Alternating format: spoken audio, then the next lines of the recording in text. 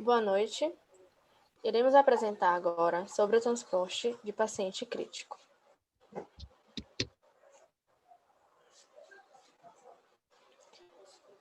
Somos alunas da Faculdade Nobre e da UNEF. Temos como docente a professora Maísa Sandra Ribeiro. Somos as discentes Elisângela Rodrigues, Fabiane Brito, Giovana Mendes, Rafaela Faria e Vanessa Barreto. A disciplina é Enfermagem nas Urgências e Emergências. O curso é bacharelado em enfermagem. Turno noturno, e o semestre em que estamos é componentes de sexto e oitavo semestre.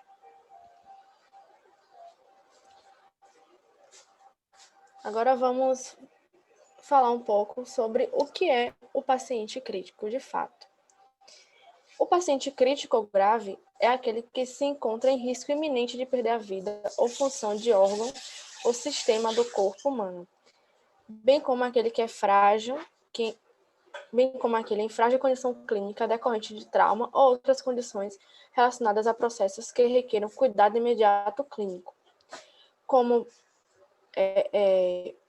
processo cirúrgico, gineco-obstétrico ou em saúde mental. O paciente crítico, ele necessita de um tratamento mais intensivo, de um transporte com suporte mais intensivo, que tenha, toda uma aparelhagem mais intensiva. E é uma das características que diferencia o paciente crítico de um paciente estável.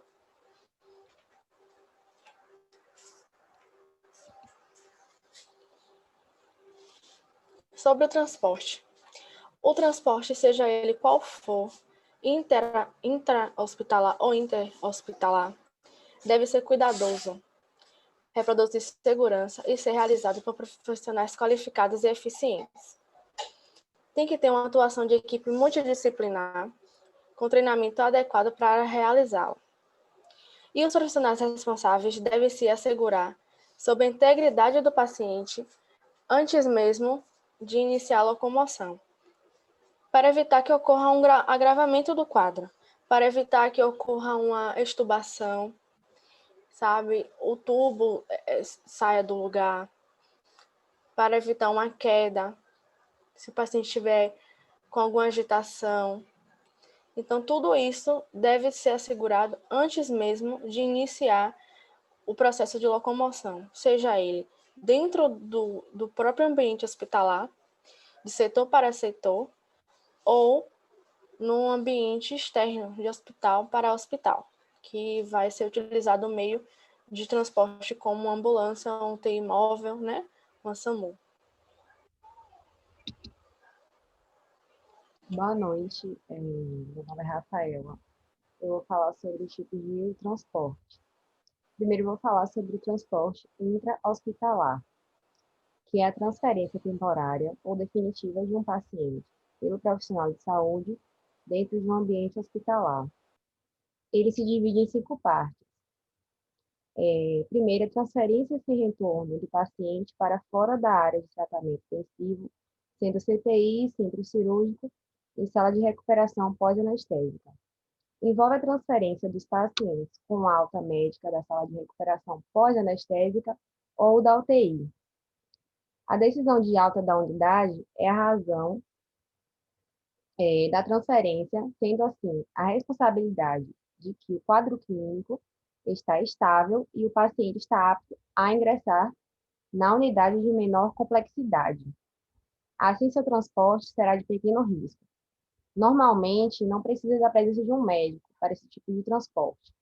Porém, a maioria dos hospitais exige pelo menos a presença de um técnico de enfermagem durante o seu trajeto.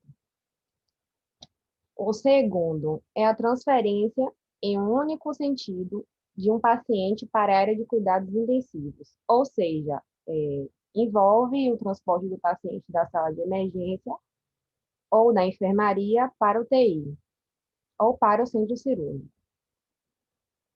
Sempre tem que ter um acompanhante médico e ser realizado, idealmente, após a ressuscitação inicial e estabilização do paciente, a menos que haja risco iminente de vida.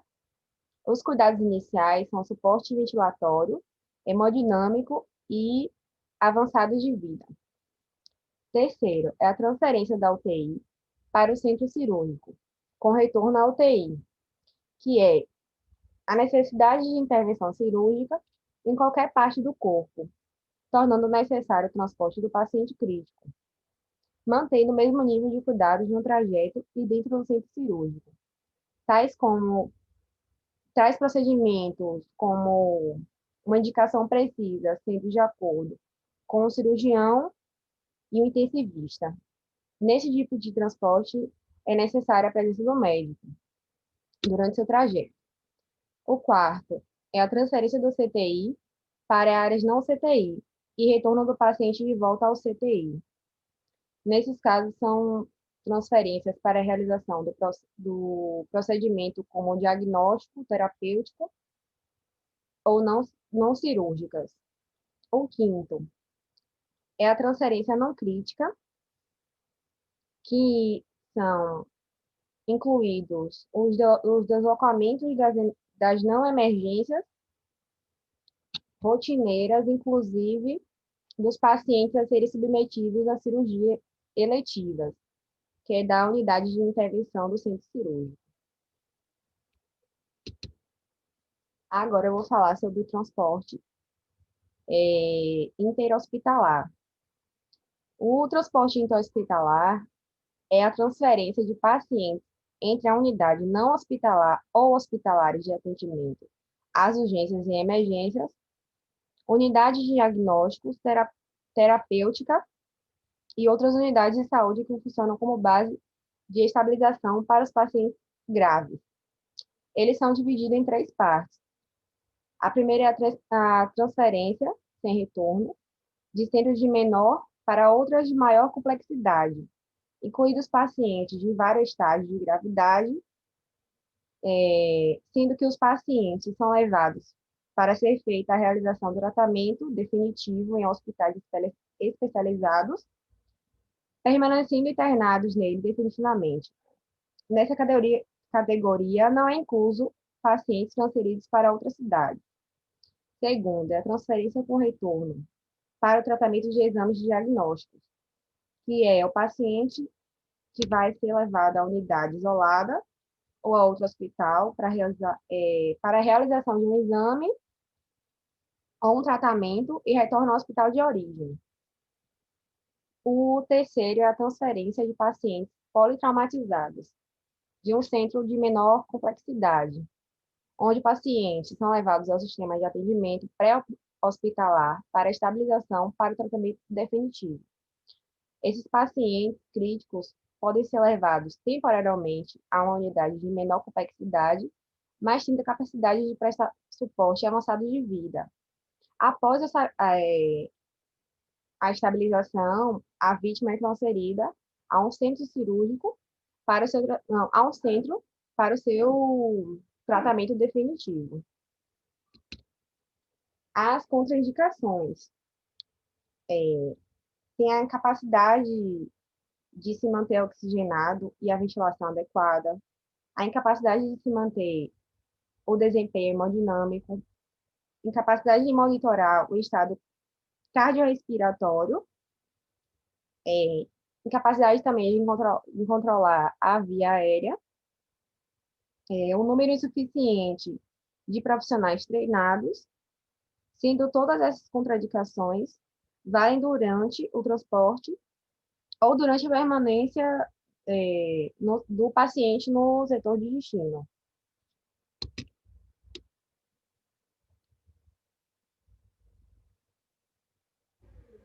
Boa noite, meu nome é Elisângela e eu vou falar sobre planejamento para transferência. O planejamento é a fase mais importante no processo de transporte do doente crítico. Constitui-se numa ação feita pela equipe médica de enfermagem da unidade na qual o doente está internado. É nesta fase que os problemas como coordenação, comunicação, estabilização, equipe, equipamento, transporte e documentação devem ser considerados. Listamos 10 passos para um transporte seguro. Primeiro passo é a checagem pré-transporte, que consiste na confirmação que o local de destino está apto a receber e iniciar imediatamente a tarefa programada. O segundo passo é a equipe, que é a designação de pelo menos 2 profissionais treinados, médico ou enfermeiro, para acompanhar o procedimento de transferência temporária ou definitiva. O terceiro consiste no registro das condições iniciais do paciente, como, por exemplo, a velocidade de infusão das bombas infusoras, modo e parâmetros ventilatórios, posição no leito. O quarto passo é o teste dos equipamentos mínimos, como monitor cardíaco de pressão arterial e oximetria de pulso, fonte de oxigênio com a capacidade necessária prevista para o tempo de transporte, equipamentos para parada cardiorrespiratória e acesso às vias aéreas, e o dispositivo bolsa-válvula, que é a máscara de ambu, conectada ao cilindro de oxigênio. O quinto passo é rever as contraindicações ao transporte, como, por exemplo, o número insuficiente de profissionais treinados, incapacidade de assegurar suporte ventilatório hemodinâmico durante o transporte ou tempo de permanência no setor de destino. O sexto passo é condições ideais de monitorização durante o transporte. Monitorização cardíaca, oximetria de pulso, pressão arterial, frequência respiratória, capnografia, pressão intracraniana. O sétimo passo é a revisão dos equipamentos invasivos, como, por exemplo, os catéteres venosos, fixação adequada para evitar trações pelo equipo, o dreno de tórax, bombas de infusão e sondas nasogástrica e vesical.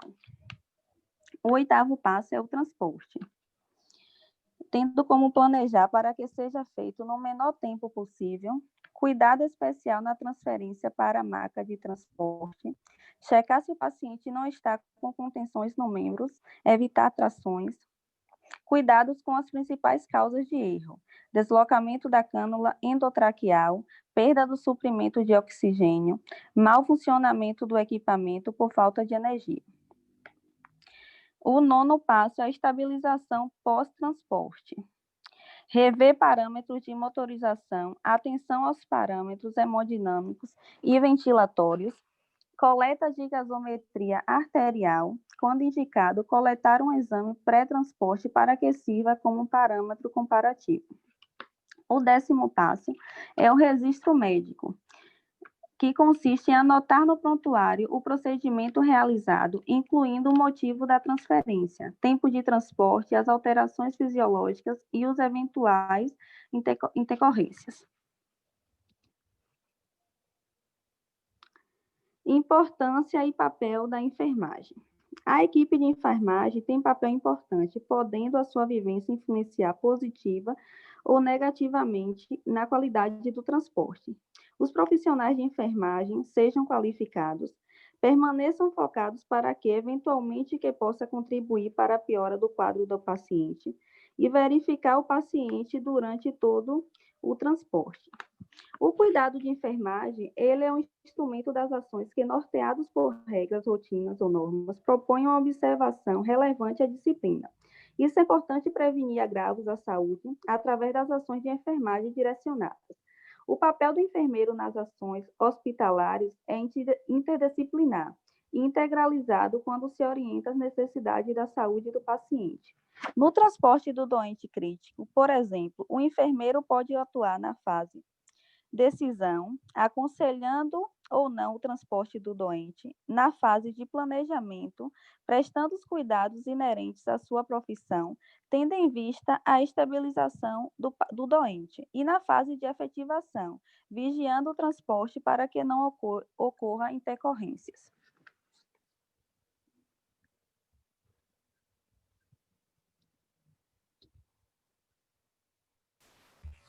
Boa noite. Meu nome é Fabiane. Eu vou falar um pouco sobre o checklist. Então, o que é um checklist, né? O checklist, ele é uma lista que contém itens estabelecidos para certificar que as condições do serviço, do transporte do equipamento. Ou seja, esse checklist ele ajuda a garantir a consistência e integridade na execução de um atendimento. Então, qual a importância, né, desse checklist? Bom, a sua importância é na garantia pela segurança, tanto do profissional quanto do paciente. Pois se esse checklist ele não for realizado da maneira correta, o profissional não tem como prestar o atendimento de uma maneira adequada. Por quê? O profissional ele precisa saber o que tem na sua unidade, no seu local de trabalho. Ele precisa saber o que deve ser reposto no setor de trabalho, o que não está funcionando, porque para repor, ou então, para o que na hora precisar, já saber qual o déficit que tem neste local ou nesta unidade. Então, o que contém uma lista de checklist? Tem inúmeros materiais. A gente vai estar vendo agora, no próximo slide, um exemplo de checklist, mas dependendo de cada unidade, vai ter um checklist diferente.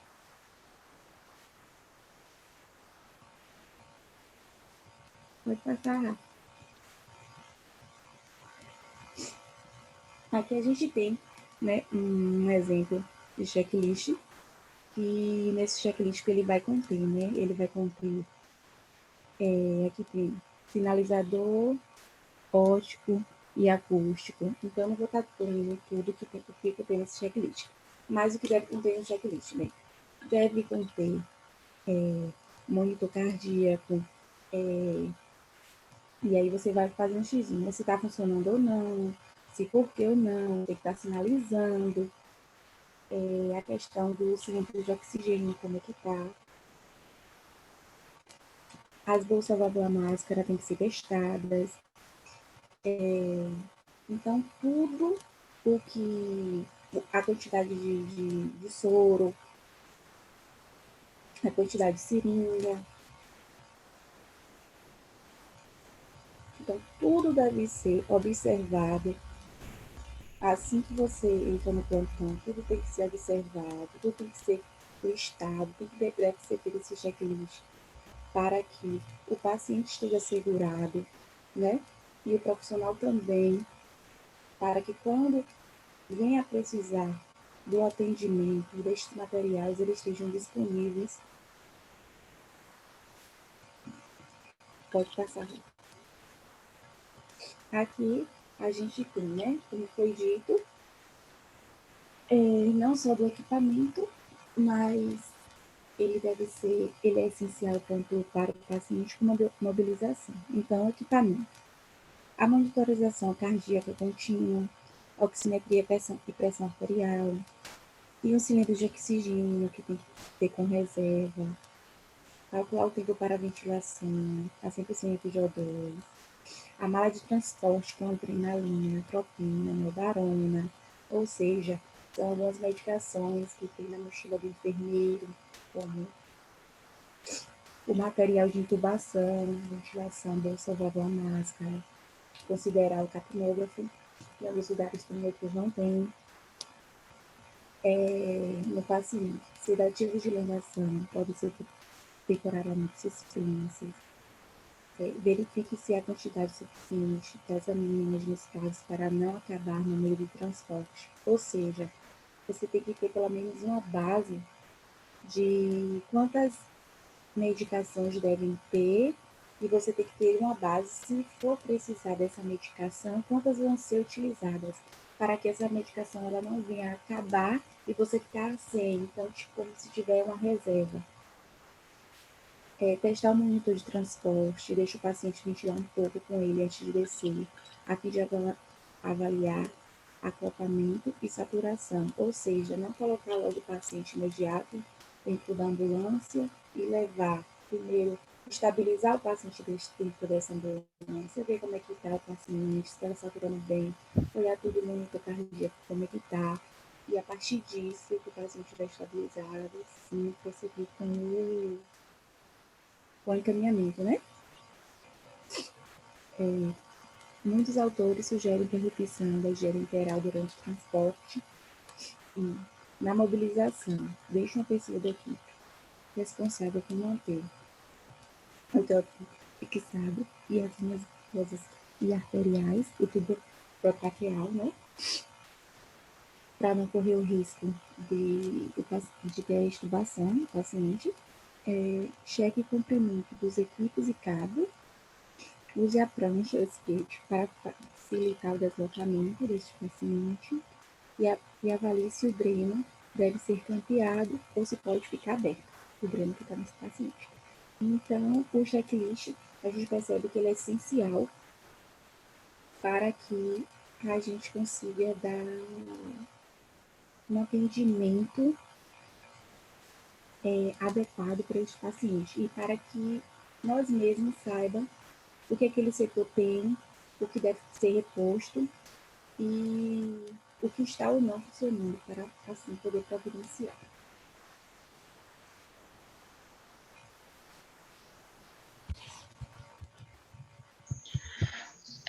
Boa noite, meu nome é Giovana e vou falar um pouco sobre a legislação. A resolução do COFEN número 588 de 2018, artigo número 1, aprovar a normatização de atuação da equipe de enfermagem no processo de transporte de paciente em ambiente interno aos serviços de saúde, nos termos do anexo que é parte integrante da presente resolução.